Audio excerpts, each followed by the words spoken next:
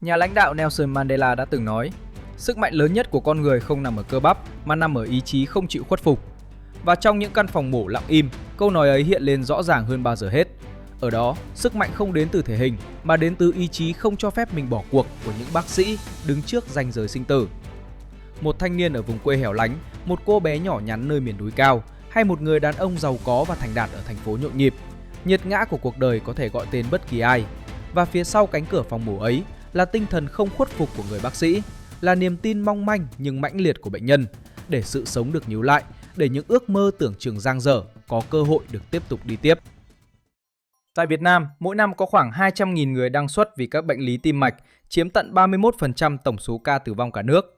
Riêng phẫu thuật tim hở, các bệnh viện lớn phải thực hiện hơn 15.000 ca mỗi năm để giật lại mạng sống từ tay thần chết. Không những thế, số ca tử vong do tim mạch có xu hướng trẻ hóa. Để được thực hiện những ca mổ đó, trước hết là 6 năm đại học y. Tốt nghiệp chưa phải là đích đến, bác sĩ phải bước vào kỳ thi bác sĩ nội trú, được xem là một trong những kỳ thi cạnh tranh khốc liệt nhất của ngành y. Mỗi năm hàng nghìn sinh viên y khoa dự thi, nhưng chỉ khoảng 5 đến 10% được lựa chọn, thậm chí ở nhiều chuyên ngành khó, tỷ lệ trúng tuyển chưa tới 5%.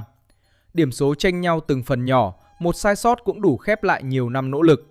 Những người vượt qua kỳ thi này đều là những sinh viên xuất sắc nhất, không chỉ giỏi kiến thức mà còn đủ sức chịu áp lực tinh thần kéo dài. Trong 3 đến 4 năm nội trú, bác sĩ gần như ăn ở trong bệnh viện, trực đêm liên tục, theo thầy mổ, đối mặt với bệnh nhân thật, ca bệnh thật, rủi ro thật.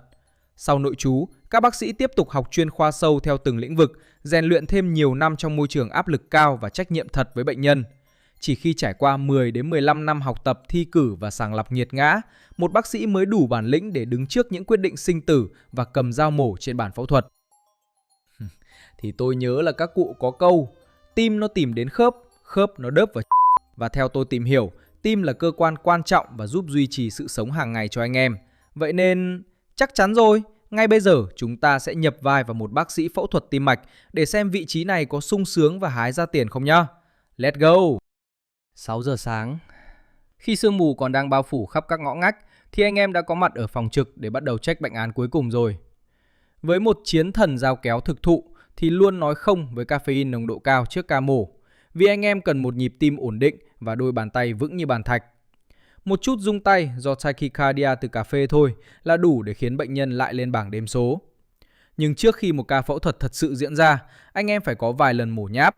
Thực tế thì anh em không thể mổ nháp trên người bệnh nhân thật được, vì làm thế làm mất chứng chỉ hành nghề ngay lập tức. Với những ca mổ tim căng và phức tạp, các chiến thần dao kéo có những cách chuẩn bị ào chỉnh sau đây. Thứ nhất là công nghệ 3D printing. Trước khi vào trận, bệnh nhân sẽ được chụp CT 640 dãy siêu nét. Sau đó, anh em sẽ dùng máy in 3D để tái bản chính xác 100% quả tim của bệnh nhân đó bằng vật liệu silicon hoặc nhựa dẻo. Anh em sẽ cầm dao, cầm kim thực hành, cắt, vá và đặt thử van trên mô hình đó để tính toán xem đường kim nào là ngon nhất. Đây gọi là kỹ thuật Surgical Planning, lập kế hoạch phẫu thuật ở tầm cao nhất. Thứ hai là hệ thống Virtual Reality, thực tế ảo VR. Anh em sẽ đeo kính VR và bước vào không gian ảo, nơi họ có thể đi dạo bên trong tâm thất, tâm nhĩ của bệnh nhân. Cảm giác như đang chơi game nhập vai, nhưng cái giá phải trả cho một cú click chuột sai là mạng người thật. Anh em sẽ tập dượt các thao tác khó nhằn nhất để não bộ ghi nhớ trình tự, hay thuật ngữ chuyên môn gọi là xây dựng muscle memory, trí nhớ cơ bắp. Và cuối cùng là màn mental rehearsal, tức là mổ trong não. Trước ca mổ, anh em sẽ ngồi tĩnh lặng như một vị thiền sư, nhắm mắt lại và chạy toàn bộ kịch bản ca mổ trong đầu. Từ lúc rạch da, cưa xương đến lúc khâu mũi chỉ cuối cùng, anh em dự đoán mọi tình huống lờ mao có thể xảy ra. Nếu chỗ này máu phun ra thì mình kẹp ở đâu ta? Nếu máy tim phổi trục trặc thì xử lý thế nào? Soi lại từng tấm hình CT scan hay kết quả echocardiogram, siêu âm tim của ca mổ hôm nay. Đây không phải là xem ảnh nghệ thuật, mà anh em đang xây dựng một bản đồ tác chiến 3D ngay trong não bộ. Phải tính toán xem cái van tim nó đang báo đời ở vị trí nào, hay động mạch chủ nó đang phình to mức độ nào, để lát nữa vào trận không há hốc mồm bất ngờ. Sự chuẩn bị này rất quan trọng, vì trên bàn mổ không có chỗ cho hai từ giá như đâu. Sau khi mọi thức đã ok, anh em sẽ vào phòng mổ thật. Surgical scrubbing là công đoạn vô trùng quan trọng nhất của một nhẫn giả y khoa. Anh em phải dùng bàn chải chuyên dụng, cào từ đầu ngón tay lên tận khuỷu tay bằng dung dịch sát khuẩn nồng độ cao như povidone iodine. Không phải rửa cho trắng trẻo để đi slay gái đâu, mà là để tiêu diệt sạch sành xanh mọi gã vi khuẩn đang muốn bú phêm trên lồng ngực bệnh nhân. Khi rửa xong, đôi tay của anh em phải luôn được giữ ở tư thế hướng lên trời như đang cầu nguyện. Có một điều anh em phải lưu ý, mặc dù anh em là boss của phòng mổ, nhưng đôi tay anh em lúc này lại vô dụng VL đối với bất cứ thứ gì nằm ngoài lồng ngực bệnh nhân. Quy tắc bất di bất dịch là anh em không được phép tự ý chạm vào bất cứ cái gì, từ cái đèn mổ, cái máy hút, dao, kéo. Chỉ cần lỡ tay quẹt nhẹ vào vạt áo của chính mình ở phía dưới thắt lưng thôi là coi như toàn bộ ca mổ đó đi vào lòng đất vì đã vi phạm nguyên tắc vô trùng. Mọi nhu cầu của anh em đều phải qua tay một người tình không bao giờ cưới. Đó chính là scrub nurse, điều dưỡng vòng trong. Anh em chỉ cần xòe bàn tay ra và ra lệnh. Người điều dưỡng phải có khả năng đọc tâm trí để đập mạnh dụng cụ vào lòng bàn tay anh một cách dứt khoát. Tại sao phải đập mạnh? Để anh em cảm nhận được dụng cụ đã nằm chắc trong tay mà không cần rời mắt khỏi phẫu trường dù chỉ 1 giây. Nếu mồ hôi có chảy xuống mắt làm anh em lác nhìn không rõ, một y tá khác sẽ phải dùng gạc thấm nhẹ nhàng cho anh em. Và nếu có rơi vào tình huống éo le, anh em đang ngứa nách VL thì sao? Lúc này, anh em sẽ phải ra hiệu cho điều dưỡng vòng ngoài. Người này sẽ dùng tay sạch hoặc một dụng cụ sạch luồn vào dưới áo mổ của anh em để giải tỏa cơn ngứa. Chẳng may, cô ấy có gãi quá tay làm anh em phê quá thì cố mà nhịn, kẻo lúc đó lại cười hơ hớ thì toang. Hài VL. 9 giờ sáng. Cửa phòng mổ tự động khép lại, cắt đứt hoàn toàn mọi âm thanh của thế giới bên ngoài. Lúc này, bệnh nhân đã hoàn toàn chìm vào giấc ngủ do thuốc gây mê hệ thống. Anh em có biết tại sao phòng mổ luôn phải giữ ở nhiệt độ thấp lạnh run người không? Đó không phải để bác sĩ đỡ nóng mà là để hạ thân nhiệt bệnh nhân, làm chậm quá trình chuyển hóa tế bào nhằm bảo vệ não bộ trước những biến động về tưới máu. Cảm giác lúc này nó căng cực luôn. Sau khi rạch lớp da đầu tiên, anh em phải thực hiện nhiệm vụ sternotomy, tức là dùng cưa xương chuyên dụng để mở dọc xương ức. Tiếng cưa xương rít lên trong không gian yên tĩnh, nghe nó rợn kinh khủng.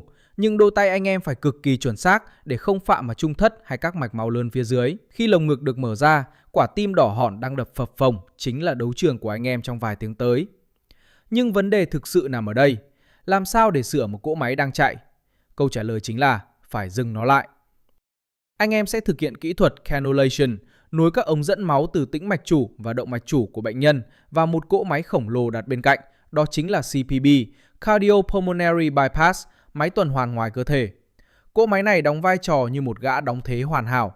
Nó sẽ lấy máu đen thiếu oxy ra, đi qua màng lọc để bơm oxy vào, rồi tống ngược máu đỏ lại cơ thể để nuôi não và các cơ quan khác.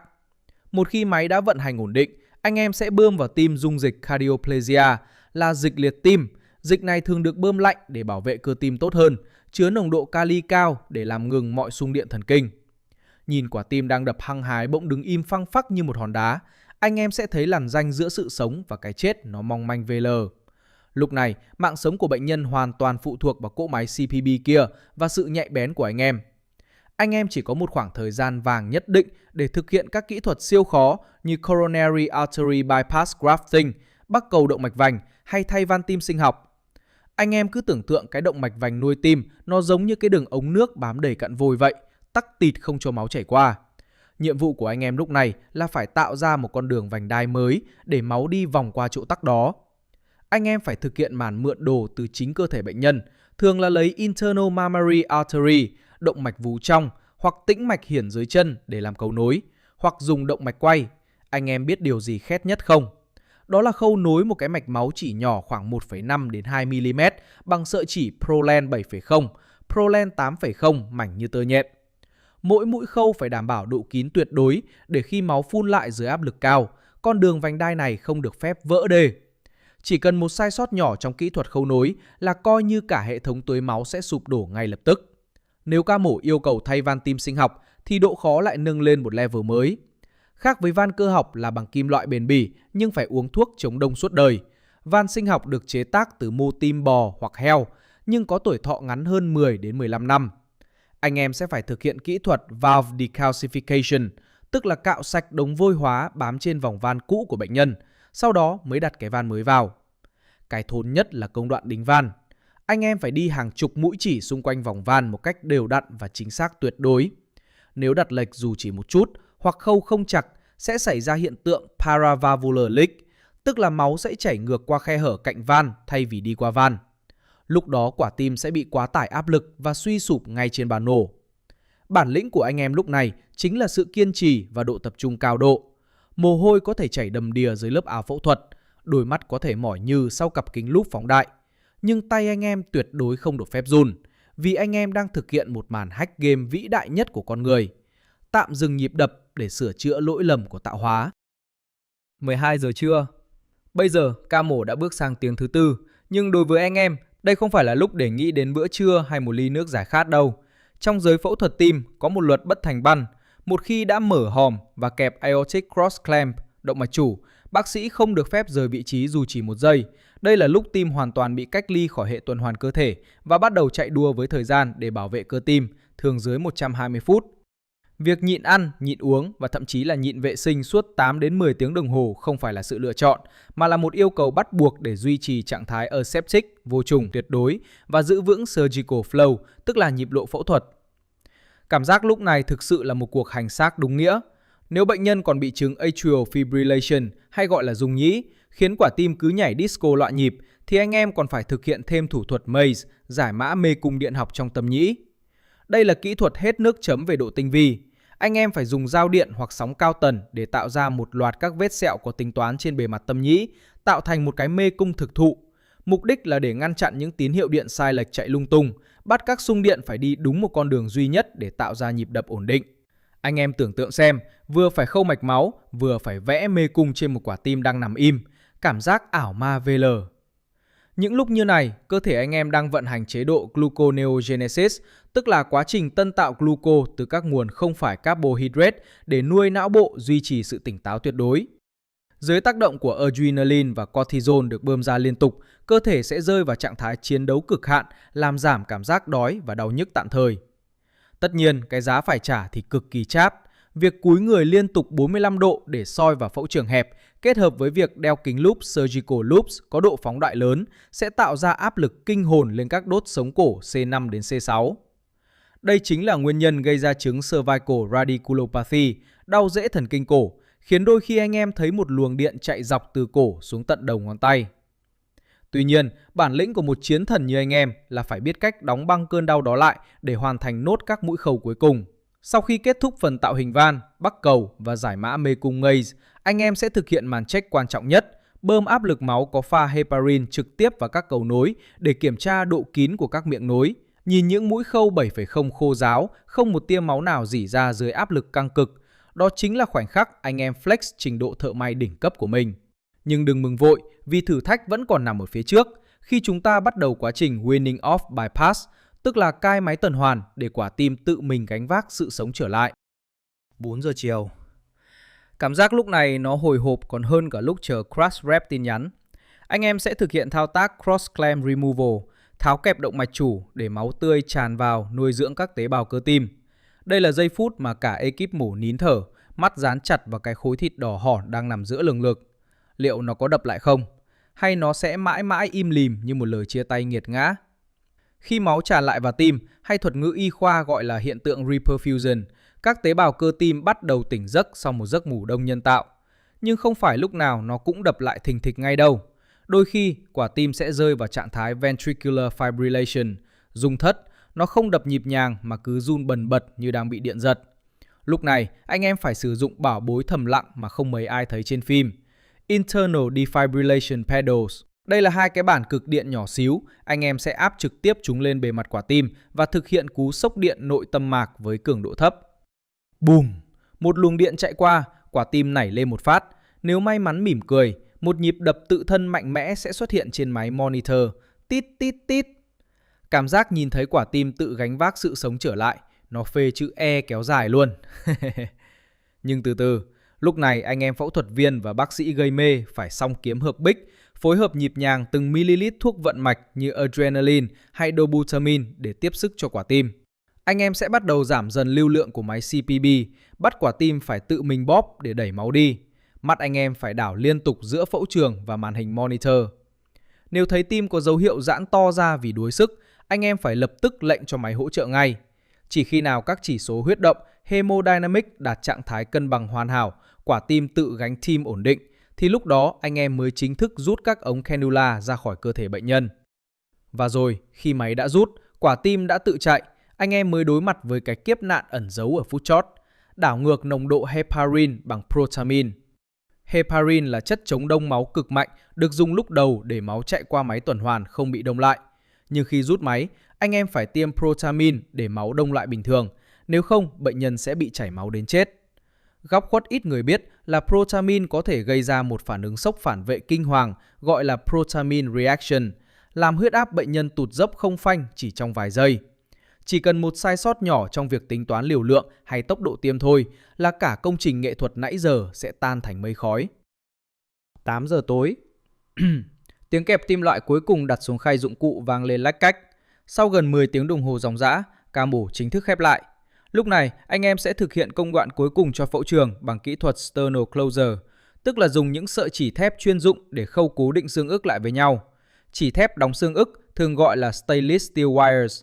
Việc xoắn các sợi dây thép này cần lực tay chắc chắn nhưng phải khéo để không làm xé xương ức, nhất là với bệnh nhân già bị loãng xương. Đây là bước cực kỳ quan trọng vì nếu xương không khít hoặc bị nhiễm trùng, mediastinitis, bệnh nhân sẽ lại lên bảng đếm số lần nữa. Nhìn vết mổ phẳng phiu, anh em mới dám thả lòng người thở phào. Nhưng chờ đã, có một điều cần lưu ý. Ngay khi rời khỏi ánh đèn phòng mổ, anh em sẽ phải đối mặt gặp gỡ người nhà bệnh nhân. Bước ra khỏi cánh cửa, nhìn hàng chục ánh mắt đang đỏ hoe, đầy hy vọng dồn hết vào mình, anh em sẽ thấy cái gánh nặng trách nhiệm nó lại đè nặng lên vai lần nữa.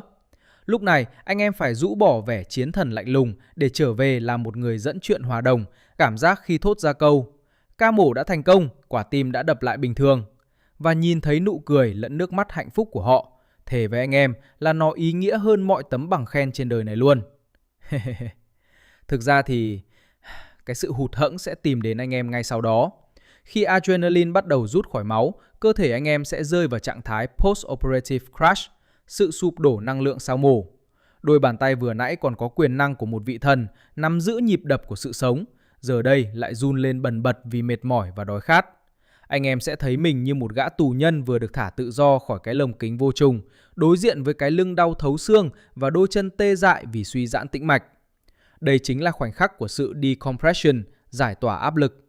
Sau khi trải qua trạng thái hyperfocus kéo dài, bộ não sẽ rơi vào một khoảng trống tĩnh lặng. Anh em ngồi một mình trong phòng thay đồ, húp vội bát mì tôm nguội ngắt bốc mùi thuốc sát trùng và tự hỏi, làm thế nào mà mình có thể làm được điều phi thường đó? Cảm xúc lẫn lộn vì vừa mới đây, anh em còn là ông chủ của sự sống và cái chết, mà giờ đây chỉ là một người đàn ông kiệt sức đang cố lết cái thân xác về nhà. Đúng là vinh quang nào mà chẳng có nốt trầm, nhưng nói chung là cảm thấy rất tự hào và ý nghĩa. 1 giờ sáng. Khi cả thế giới đã chìm sâu vào giấc ngủ, thì anh em vẫn đang nằm trằn trọc với đôi mắt giáo hoành. Dù cơ thể đã kiệt sức sau hơn 10 tiếng thăm ngàn liên tục, nhưng bộ não thì không chịu nghỉ ngơi. Nó cứ tự động chạy lại kịch bản ca mổ như một cuộn phim quay chậm. Từng mũi khâu anastomosis, từng khoảnh khắc quả tim rung thất, cho đến lúc rút máy tuần hoàn ngoài cơ thể. Anh không sợ ma, nhưng anh sợ cái điện thoại ở đầu giường bỗng nhiên đổ chuông. Đây gọi là trạng thái post-surgical vigilance, sự cảnh giác hậu phẫu cực độ. Chỉ cần một cuộc gọi báo bệnh nhân bị chảy máu trong hay huyết động không ổn định là anh em phải lao ngay vào bệnh viện để thực hiện màn hồi mã thương, cứu vãn tình thế. Một khi đã ngồi vào cái ghế này, anh em đã chính thức tặng toàn bộ giấc ngủ và sự tự do cá nhân của mình cho nhịp đập của thiên hạ rồi. Thực ra thì cái sự nghiện nghề này nó xuất phát từ một cơ chế sinh học rất ảo ma. Mỗi khi anh em nhìn thấy quả tim bệnh nhân đập lại mạnh mẽ, não bộ sẽ giải phóng một lượng dopamine và serotonin khổng lồ, tạo ra cảm giác mãn nguyện còn phê hơn cả chúng viết lót. Đây chính là chất gây nghiện khiến các bác sĩ chấp nhận đánh đổi sức khỏe, tuổi thanh xuân và cả những bữa cơm gia đình để bám trụ về phẫu trường. Bác sĩ phẫu thuật tim không chỉ cần cái đầu lạnh mà còn phải có đôi bàn tay của một thợ thủ công mỹ nghệ và trái tim nhiệt huyết. Anh em không được phép sai số vì trong lồng ngực kia không có chỗ cho hai từ làm lại. Đây là công việc đòi hỏi tính chính xác và sức bền ở mức cực đoan nhất nhân loại. Còn mấy ní hay các hồng hài nhi đang nung nấu ý định làm chiến thần dao kéo, đừng chỉ nhìn vào mức thu nhập khủng mà tưởng bờ. Muốn cầm được con dao mổ tim, trước hết các bạn phải luyện cho mình một đôi mắt tinh như cú mèo để soi từng mạch máu nhỏ xíu, đôi tay tháo vát và một tinh thần thép khi đứng trước ranh giới sinh tử. Hãy bắt đầu bằng việc học hành chăm chỉ, rèn luyện tính tỉ mỉ và tuyệt đối không bao giờ được phép kiêu ngạo. Vì trên bàn mổ, chỉ có sự khiêm nhường và lòng tận tụy mới giúp các bạn phang lại được thần chết. Vậy là chúng ta đã cùng nhau đi hết 24 giờ sinh tử trong vai một bác sĩ phẫu thuật tim.